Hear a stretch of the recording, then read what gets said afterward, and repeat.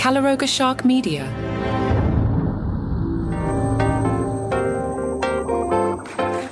Super robust Sunday. Hello, I'm Johnny Mac with your daily comedy news. I'm actually recording this after 6 p.m. on a Saturday night, which I don't know if I've ever done that, except maybe like some comedian died or something crazy happened. But I normally don't record Sunday on Saturday night. I usually pre-tape the Sundays, but it was beautiful out.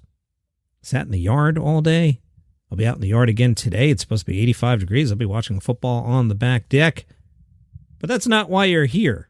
I will catch up on Saturday Night Live tomorrow, but let's do the late night jokes. Didn't get to them because there's so much going on. Ronnie Chang talked about that meeting of all the generals the other night and said, look, I get that the military needs to be fit, but in defense, fat generals, they're kind of like coaches, right? Coaches don't need to be fit enough to play the sport. They just have to be fit enough to date a 24-year-old. That's a good Bill Belichick joke. And by the way, Bill did not have a good Saturday of college football. Jimmy Fallon said, yep, this will be the first government shutdown since 2018, not including Joe Biden at the debate.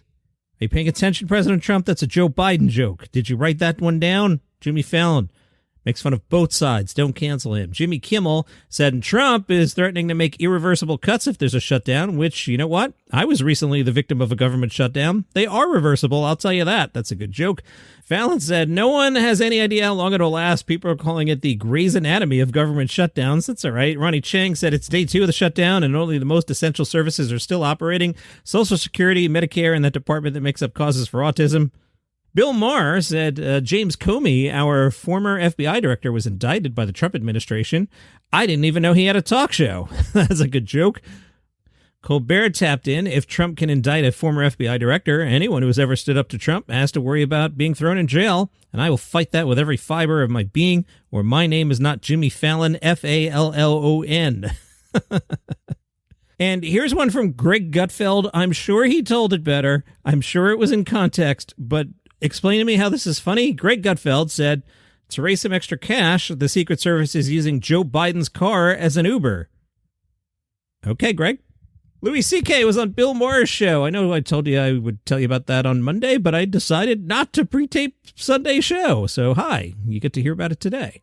C.K., who will be at the Riyadh Comedy Festival this weekend, told Bill Maher he has mixed feelings about participating in the controversial festival, but has come to see it as a positive thing. He's been talking to the comedians who've been over there and said, I've been talking to them, the comedians who've been there, and have been really surprised by what's going on. There's a woman who's a lesbian and Jewish who did a show there, and she got a standing ovation. I assume the woman who's a lesbian and Jewish is Jessica Kirson, who we'll get to, and she got a standing ovation. So there's stuff going on that's unexpected in this thing. CK explains, people have been playing Saudi Arabia for years. Comedians have been going and playing Arab countries. There was a film festival there recently. It's kind of opened up.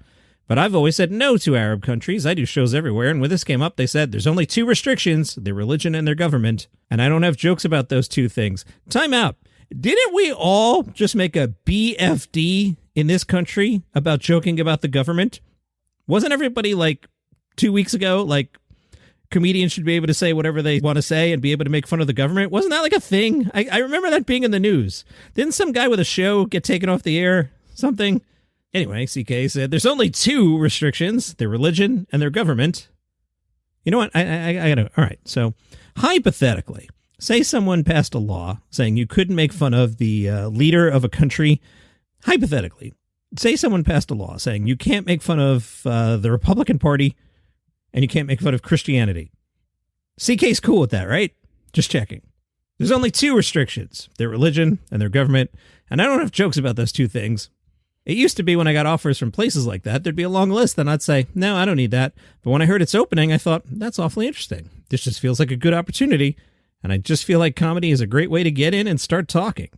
CK says he plans to go to a comedy club his first night in Saudi Arabia and meet local comedians. That's actually cool. I love stand-up comedy, and I love comedians, so the fact that it's starting to open up and starting to bud, I want to see it. I want to be part of it. I think that's a positive thing. I think the whole discussion is worthy. I'm glad these guys brought this stuff up. I'm glad that people are challenging this thing, because you shouldn't just pretend it's something it's not. I had mixed feelings about it, too. I struggled about going once I heard what everybody was saying. There's some good in it, maybe some bad in it, but for me, I think it cuts towards going. That's my decision, and I know where it's coming from, because I can see right inside myself. Jessica Kirson making headlines.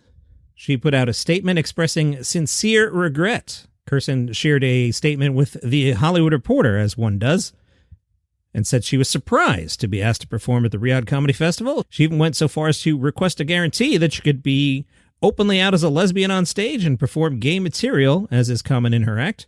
The statement, I'll read it verbatim. I hope that this could help LGBTQ plus people in Saudi Arabia feel seen and valued.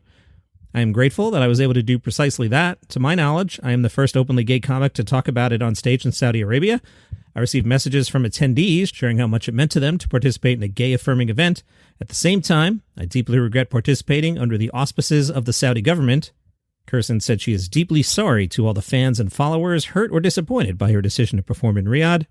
Quote, I have a special relationship with my fans because of the vulnerable nature of my comedy and the trust they place in me as part of the queer community. To my fans, I see you. I hear you. Your voice matters to me. I love you all, and I'm genuinely sorry for making a poor decision that had repercussions I didn't fully consider. I will take full responsibility for my actions and dedicate myself to making amends so that my words and choices reflect the respect and care you deserve. She was responding to some fans on social media. One wrote, you really sold out, like I'm super sad about this. Another wrote, still waiting for the explanation behind your terrible decision to accept money from a horrible regime. Do you care so little that you think it'll all blow over? Jessica's statement says, I have donated the entirety of what I was paid to perform there to a human rights organization. I made this decision because I want that money to go to an organization that can help combat these severe issues. I respect my fellow comics who have spoken out against the festival, and we should all be able to share our perspectives. I recognize the concerns and criticism this has raised.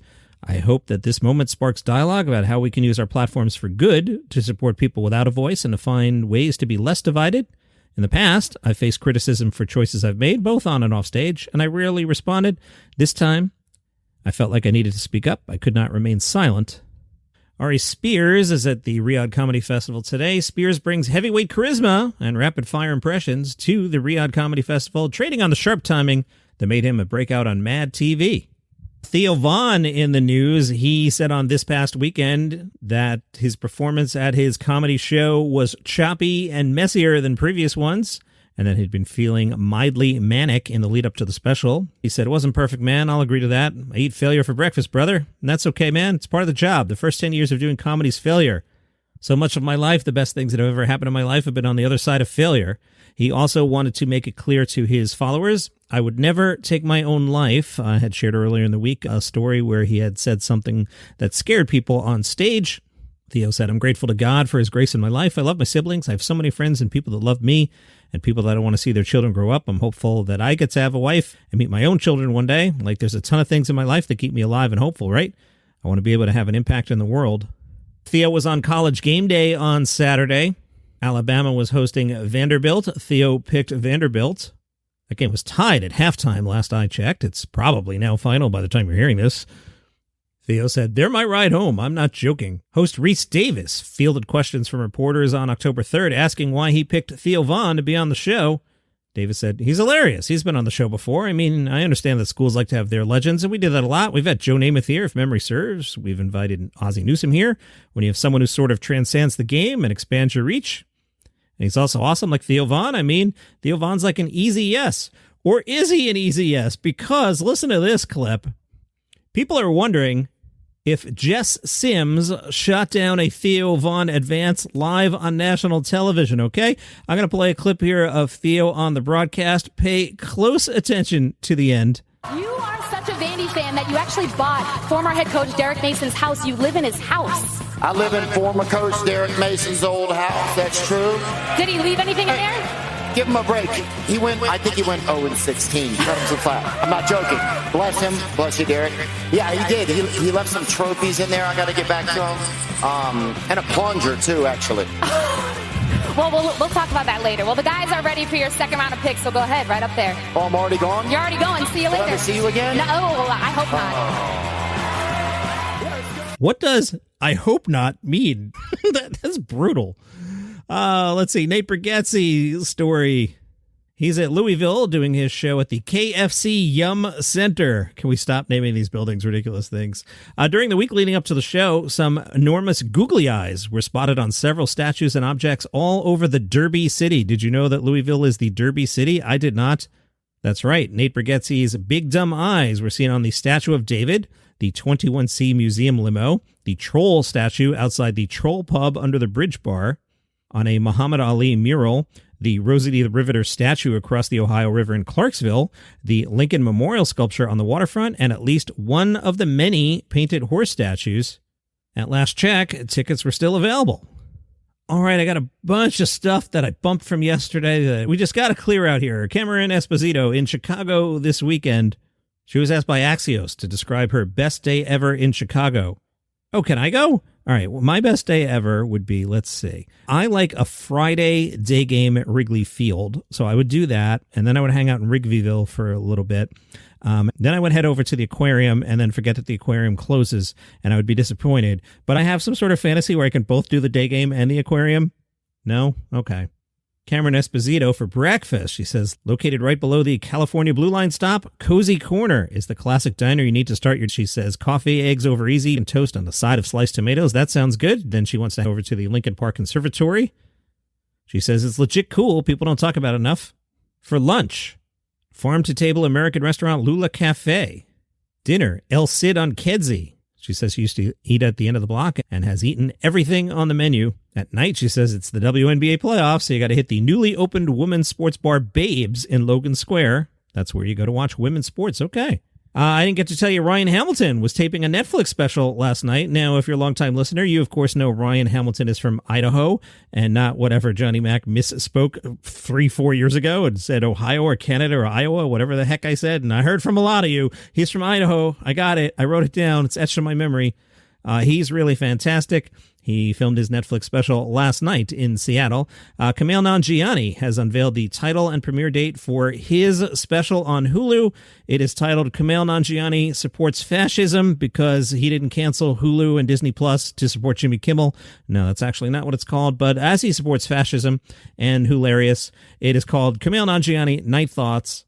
It is Kumail Nanjiani's second special in more than a decade. December 19th. So, that's probably right about when most people will be done with their end of the year list by then, and I'll almost be done. I got to see how the calendar falls, because candidly, that'll be like, let me pre-tape one here.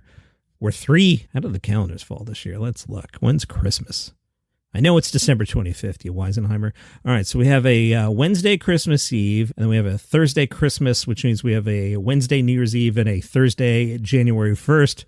And usually the best specials of the year I can drag out to be 3 episodes. So I wouldn't be surprised if you get that, say, the 30th, 31st, and 1st. I could see that happening, can't you? Told you I had a lot for a Sunday. All right, Jitney Books went to see Tony Hinchcliffe. They say they were in the upper balconies. And Tony called the people up there the well-behaved poors.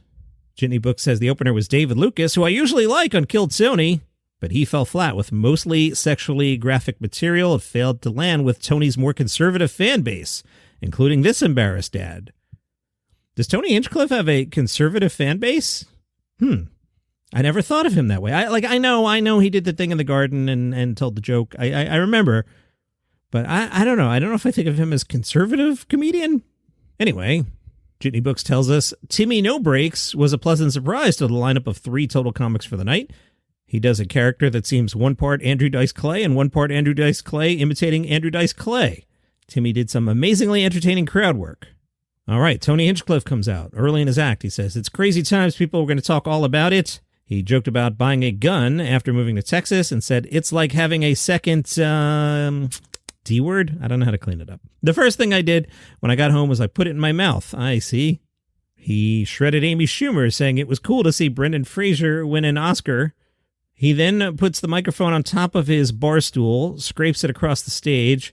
The fan says it sounded like a deep-sea audio recording. The joke, that's Amy Schumer communicating with her family. Wow, brutal. Tony apparently discussed Charlie Kirk, saying, among the best people I've ever met, a good friend. I partied with him at the inauguration. We had a good time. He was nothing but nice. A lot of these people at the time were shying away. I didn't know whether they could hang out with me or whatever. He was the total opposite. Absolutely nothing but welcoming and hung out with me and Kid Rock. We had the best time. He then told a Charlie Kirk joke that I made an edit here. I made an attempt to do it, and then I don't know how to clean it up, and I don't come to offend. But the gist of the joke is, can you imagine the shock of the father finding out who the assassin was in a relationship with? And then some crude jokes there. This is from jitneybooks.com if you want to see what Tony said there, but I'm not going there. And Tony said, football's back. So great. So many athletes. I don't know about you guys, but I think that Travis Kelce might be the next O.J. Simpson. Tony Hinchcliffe, everybody. And that is your comedy news on a very, very busy Sunday. All right. Football starts at 9:30 Eastern today. So I'll be watching football for the next zillion hours. Like I said, it's going to be 85 in New Jersey today. I'll be outside. See you tomorrow.